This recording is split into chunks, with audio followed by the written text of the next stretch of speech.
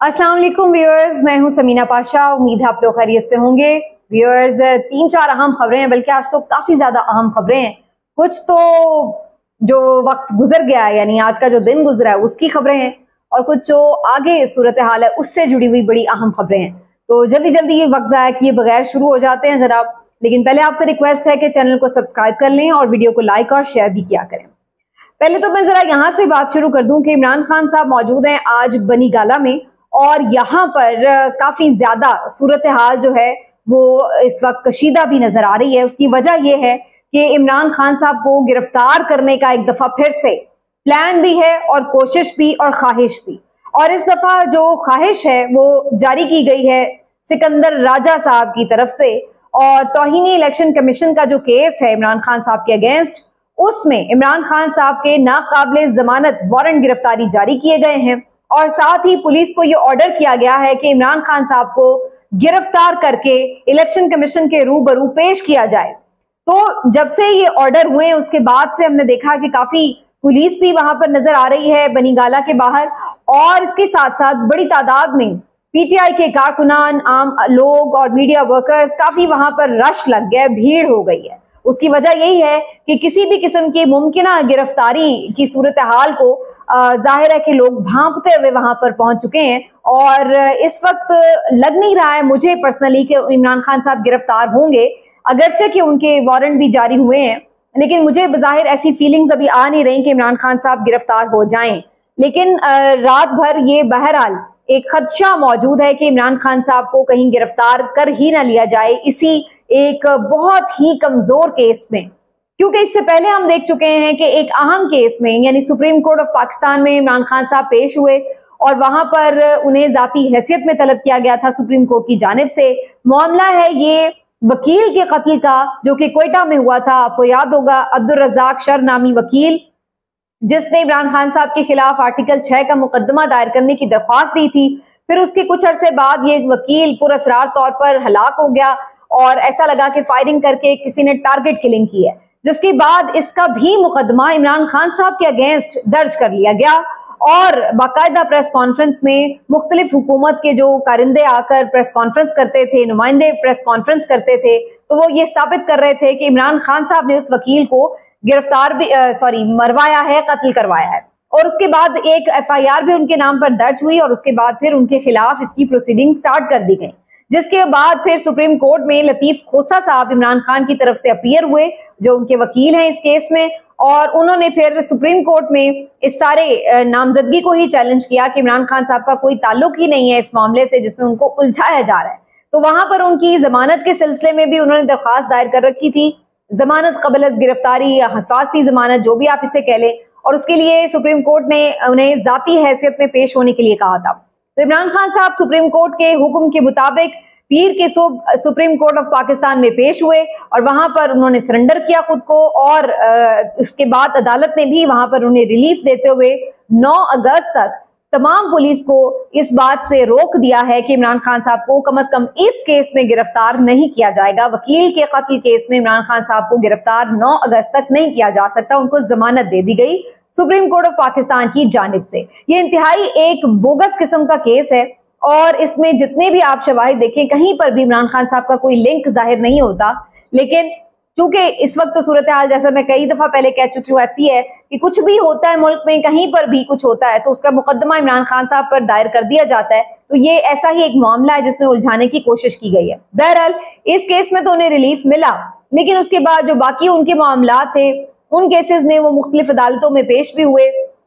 और उसके बाद अभी कल भी उन्हें मुख्तलिफ अदालतों में पेश होना था, जिसकी वजह से उन्होंने आज रात इस्लामाबाद में ही क़याम का फैसला किया, और इसलिए वो अपनी रिहाइशगाह बनी गाला चले गए। वहां पर आज रात वो क़याम करेंगे, और उसके बाद फिर वो मुख्तलिफ मुकदमात में पेश होंगे। अब आज के रोज जो उनका एक और अहम मुकदमा था वो तोशाखाना स्कैंडल था, जिसके हवाले से मैंने आपको पिछली व्लॉग में भी बताया था बड़ी तफसील के साथ कि किस तरह से जो जज हुमायूं दिलावर साहब हैं वो बहुत ज्यादा इमरान खान साहब के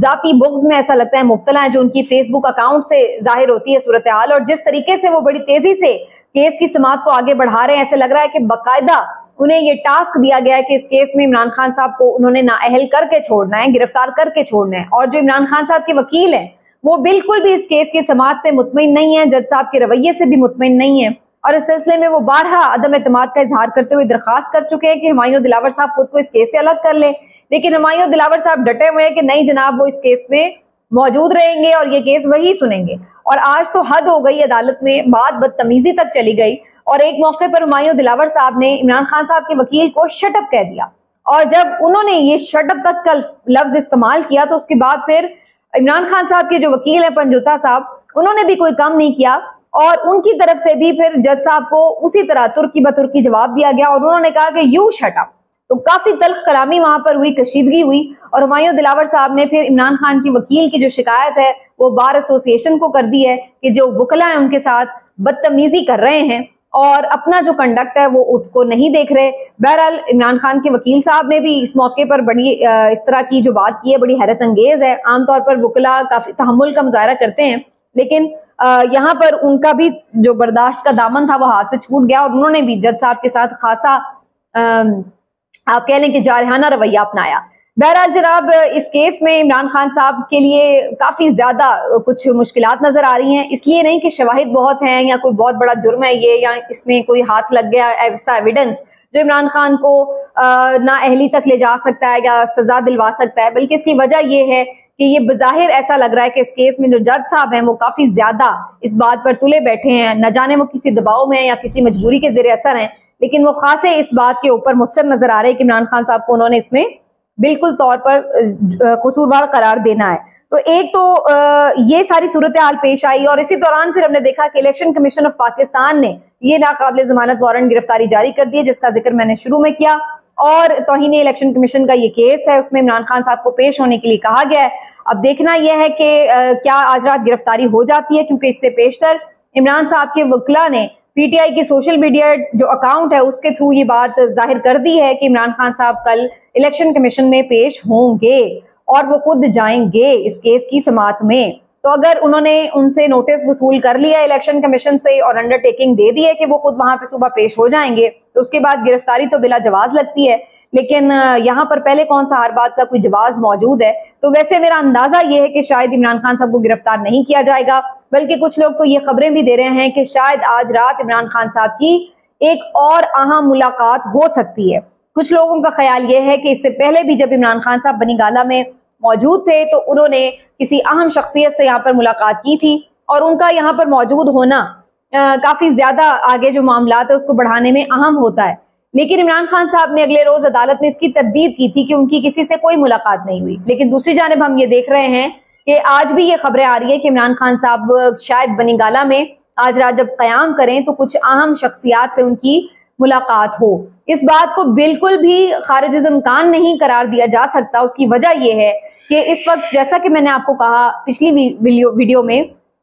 कि इस्टेब्लिशमेंट और इस मौजूदा हुकूमत, इस मौजूदा सेटअप के दरमियान भी एक बदएतमादी की फिजा मौजूद है, और निगरान हुकूमत को लेकर के आगे जो मामलात हैं उनको लेकर के और नवाज शरीफ साहब की वापसी के हवाले से बहुत सारी चीजों को लेकर के काफी ज्यादा कशीदगी, या आप समझ लें ये कहा जा सकता है कि कम से कम एक फासला नजर आ रहा है इस्टेब्लिशमेंट और इस हुकूमत और खास तौर पर PMLN के दरमियान। हुकूमत तो नहीं मैं कहूंगी, PMLN ही कहूंगी, क्योंकि बाकी पीपल्स पार्टी वगैरह का अभी उस तरह का मामला नहीं है। तो इस चीज को लेकर के ऐसा लग रहा है कि कहीं ना कहीं ये इस्टेब्लिशमेंट भी सोच में मजबूर है कि कहीं PTI को हम बिल्कुल माइनस करें तो अगला सेटअप जो है वो किस कदर चलने का अहल होगा। अगर ये इलेक्शन इस कदर गैर मुनसिफाना हुए तो क्या पूरी दुनिया इन इलेक्शंस को तस्लीम करेगी? क्या उसके बाद जो हुकूमत आएगी वो हुकूमत चलाने के अहल होगी? और एक ऐसी कमजोर हुकूमत अगर हम लेके आएंगे जिसे दोबारा जबरदस्ती मुसल्लत किया गया हो, तो क्या वो हुकूमत इस काबिल होगी कि वो मईशत को सही ट्रैक पर डाल सके? और क्या इस तरह की सूरत हाल में IMF से कोई माफी मिलेगी? तो ये बहुत सारे अहम सवालात हैं जिसको इस्टेब्लिशमेंट इस वक्त पसे पुश्त नहीं डाल सकती। और इसके साथ साथ इस हुकूमत का जो एक बैगेज है उनके साथ, जो कुछ भी ये हुकूमत में हो रहा है, इंसानियों की जो पामालियां हो रही हैं, जिस तरह से PTI को क्रश करने की कोशिश हो रही है, जिस तरीके से नाअहली है इस हुकूमत की, महंगाई हो रही है, मईशत का जो तूफान खराब सारा हुआ है वो सारा मामला, तो हर चीज का जो मलबा है वो अल्टीमेटली इस्टेब्लिशमेंट के ऊपर आके गिरता है।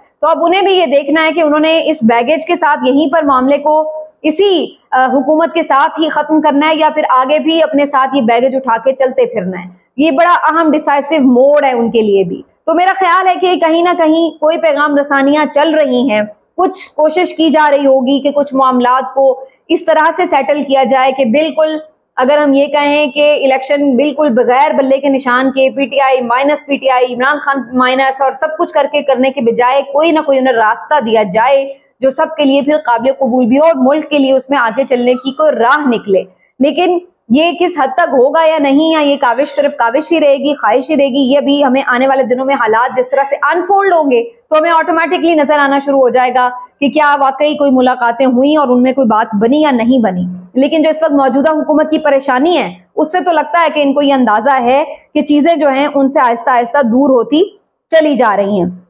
اس کے ساتھ ساتھ ایک اور جو ایک اہم واقعہ پیش آیا آج عمران خان صاحب کی پیشی کے موقع پر کہ عمران خان صاحب جب اندر عدالت میں داخل ہو رہے تھے تو اوپر کوریڈور سے ایسا محسوس ہوا کہ کسی نے ان کے اوپر بوتل پانی کی پھینکی ہے. اگرچہ وہ انہیں لگی نہیں اور وہ محفوظ رہے, لیکن ایسا لگا کہ کسی نے انہیں ہٹ کرنے کی کوشش کی ہے. یہاں پر کچھ لوگوں کا یہ بھی خیال ہے کہ آج کے روز بھی یہاں پر کچھ مشکوک لوگ آس پاس دیکھے گئے اور کچھ لوگوں کا یہ بھی اندازہ تھا کہ شاید آج ہی انہیں عدالت سے گرفتار کر لیا جائے گا, لیکن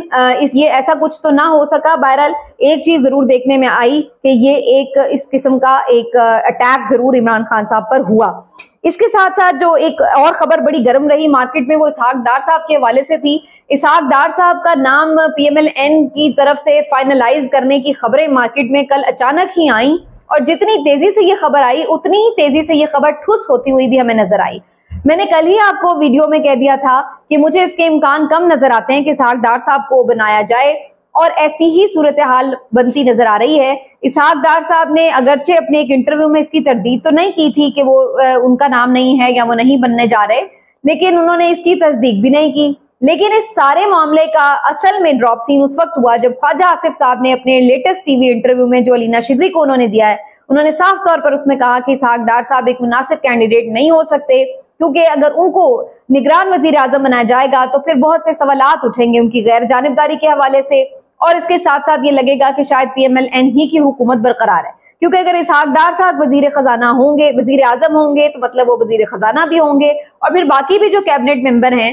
وہ انہی کی چوائس کے ہوں گے. تو اس سے تو یہی اندازہ ہوگا کہ پھر پی ایم ایل این کی حکومت کی ہی ایک ایکسٹینشن لگے گی اور یہ کسی طور بھی کسی کو قابل قبول نہیں ہوگا. تو یہ جو ایک پورا ایک ہائپ 24 گھنٹے کی کریٹ ہوئی تھی یہ بالکل ٹھوس ہو گئی ہے. اور اس بات کو نہ صرف خود پی ایم ایل این کے اندر سے لوگوں نے رد کیا بلکہ ہم نے دیکھا اتحادی جماعتوں نے بھی اس کو رد کیا. پیپلز پارٹی کی جانب سے فیصل کریم کنڈی صاحب کا بھی سٹیٹمنٹ آ چکا ہے جنہوں نے کہا کہ ہمیں ایسی کوئی چیز جو ہے وہ ہمارے سامنے نہیں ہے اور نہ ہم اس کی حمایت کر سکتے ہیں. اسی طرح باقی جو اتحادی جماعتیں ہیں وہ بھی اس کے اوپر کمفرٹیبل نظر نہیں آئیں. تو اسحاق ڈار صاحب کا جو نام تھا یوں ہی فلوٹ کیا گیا تھا اور یوں ہی وہ بیٹھ بھی گیا اور اس میں کوئی آگے ہمیں اس کی فیوچر نظر نہیں آ رہا کہ اسحاق ڈار صاحب نگران وزیر اعظم بن سکے. لیکن ان کی طرف سے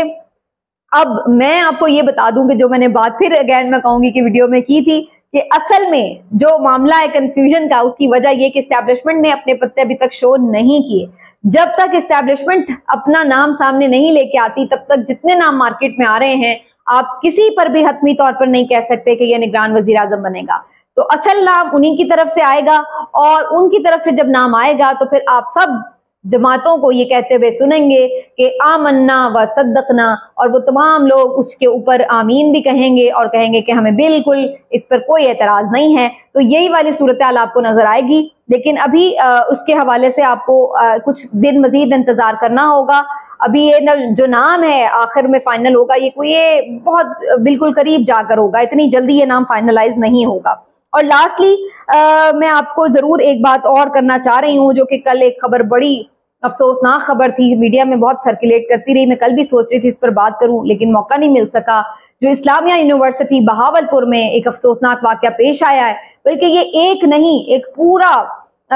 سیریز ہے واقعات کی جو پیش آئی ہیں. اور میں خاص طور پر بات کر رہی ہوں یہ سکینڈل جو سامنے آیا جس میں یہ پتا چلا ہے کہ خود سیکیورٹی انچارج اسلامیہ یونیورسٹی کا بہت سارے پروفیسرز اس مکروہ اور گندے دھندے میں ملوث تھے کہ یہ نہ صرف یہ کہ بہت سارے طلبہ و طالبات کو منشیات کا عادی بنا رہے تھے, انہیں منشیات پہنچا رہے تھے, بلکہ اس کے ساتھ ساتھ بہت سی جو معصوم طالبات تھیں ان کے ساتھ جس طریقے سے ہراس کیا گیا, انہیں جو ان کے ساتھ جنسی استحصال کیا گیا, یہ انتہائی شرمناک اور کبھی عمل ہے. اور مجھے سمجھ نہیں آ رہی کہ میں وہ کون سے الفاظ ڈھونڈ کے لاؤں کہ اس کی مذمت کی جا سکے کہ ہمارا ایک اسلام کے نام پر بنا ہوا ملک اور پھر جو یونیورسٹی جس کو ہم کہتے ہیں کہ یہ درسگاہ ہے جہاں پر لوگ جا کر تعلیم حاصل کریں اور وہاں پر اس قسم کا مکروہ دھندا ہو، اور پھر نام بھی آپ دیکھیے اسلامیہ یونیورسٹی، اور اس میں ہر وہ گندا کام ہو رہا تھا کہ جو آپ سوچ نہیں سکتے، جس کا تصور ہم نہیں کر سکتے کہ آپ اپنے بچوں کو، اپنی بہنوں بیٹیوں کو بھیج رہے ہیں کہ درس و تدریس کے لیے، تعلیم حاصل کرنے کے لیے، اور وہاں پر ان کے ساتھ اس قسم کا گندا شیطانی عمل ہو رہا ہو کہ انہیں بلیک میل کیا جا رہا ہے۔ ان کے موبائل فون سے جو بندہ گرفتار ہوا ہے سیکیورٹی انچارج، ان کا میجر ریٹائرڈ ہے کوئی، اس نے اب ایک ویڈیو بیان میں اعترافی بیان بھی کر لیا ہے جس میں اس نے ساری باتیں کھول کے رکھ دی ہیں کہ کون کون اور ملوث ہے، ساری باتوں کا اعتراف کر لیا ہے، اور اتنی ساری ویڈیوز بھی 250 کے قریب جو خاتون طالبات ہیں، خواتین ہیں، اور جو یعنی طالبات یوں کی اس میں سے برآمد بھی ہو چکی ہیں۔ تو یہ دیکھ کے تو سر شرم سے جھک گیا ہے اور ہم سوچنے پہ مجبور ہو گئے کہ ہم کس طرف چل پڑے ہیں، یہ کون سا معاشرہ ہے۔ حسن نثار صاحب کی بہت ساری باتوں سے اختلاف کیا جا سکتا ہے، لیکن جو یہ وہ بات کرتے تھے نا کہ اس ملک کا اصل مسئلہ وہ اخلاقیات کا تباہ ہونا ہے، آپ یقین مانیے یہ بات بالکل درست ہے۔ ساری بات ہی اس کے ارد گرد گھومتی ہے، جب ہم اخلاقیات کھو جاتے ہیں تو پھر اس کے بعد ہر برائی ہمارے اندر آ جاتی ہے، کیونکہ جو اخلاقیات ہیں وہی بنیادی طور پر یہ طے کرتی ہیں کہ آپ کا کیا حلال ہے، کیا حرام ہے، آپ کی کون سی لمٹس ہیں، کون سی نہیں ہیں، کیا آپ کے حقوق ہیں، کیا آپ کے فرائض ہیں، ہر چیز کا جو تعین ہے وہ وہاں سے ہوتا ہے۔ لیکن جب وہی مر جائیں، وہی آپ دفن کر دیں، تو اس معاشرے میں شرم نام کی کوئی چیز نہیں رہ جاتی۔ پھر یہاں پر ہر چیز جائز ہے جس سے آپ کو فائدہ پہنچ رہا ہے۔ یہاں پر اب آپ اساتذہ کا اگر اس طرح کا کردار دیکھ رہے ہیں جنہوں نے پوری قوم ایک بنانی ہے، کیریکٹر بلڈنگ کرنی ہے، تو پھر اس کے بعد آپ شکایت کس سے کریں، پھر آپ کس سے جا کے کہیں؟ اور یہ یہاں تک آج ہم جو پہنچے ہوئے نا، جو اس ملک کی حالت ہے، اس کی وجہ یہ ہے کہ ہمارے جو بڑے ہیں ان کے اندر اگر اخلاقیات کی یہ لیول رہ گئی تھی، تو پھر اس کے بعد نوجوان نسل سے آپ کس بات کا شکوہ کرتے ہیں، ان سے آپ پھر کیا ایکسپیکٹ کرتے ہیں، ان سے آپ کی کیا توقع ہے پھر؟ تو یہ ایک ایسا عمل ہے کہ جس کے اوپر میرا خیال ہے نہ صرف یہ کہ کیفرے کے دار تک پہنچانا چاہیے تمام ملوث لوگوں کو، بلکہ ایک پوری تھورو انویسٹیگیشن ہونی چاہیے پاکستان بھر کی یونیورسٹیز کی، اور پورا اس کے اوپر ایک مشن بنانا چاہیے کہ ہر اس چیز کو اچھے طریقے سے جائزہ لیا جائے اور اس کے اوپر باقاعدہ پھر ایک لائسنس جاری کیا جائے تمام یونیورسٹیز کو کہ جو اور ایک چیک رکھا جائے، کیونکہ ہم اب وہ قوم نہیں رہی کہ ہم کہیں کہ جی ہم تو یہ تصور ہی نہیں کر سکتے لہٰذا ہمیں چیک رکھنے کی ضرورت نہیں ہے۔ ہم اب کسی بھی لیول پر گر سکتے ہیں، تو اس لیے ہر لیول پر اب چیک رکھنے کی ضرورت ہے، تعین کرنے کی ضرورت ہے، سزا دینے کی ضرورت ہے۔ اس کے علاوہ اس معاشرے کی پستی کا، اب گراوٹ کا کوئی لیول نہیں ہے، یہ کسی بھی لیول تک گر سکتا ہے۔ ملتے ہیں اگلے ویلاگ میں، اپنا خیال رکھیے، اللہ حافظ۔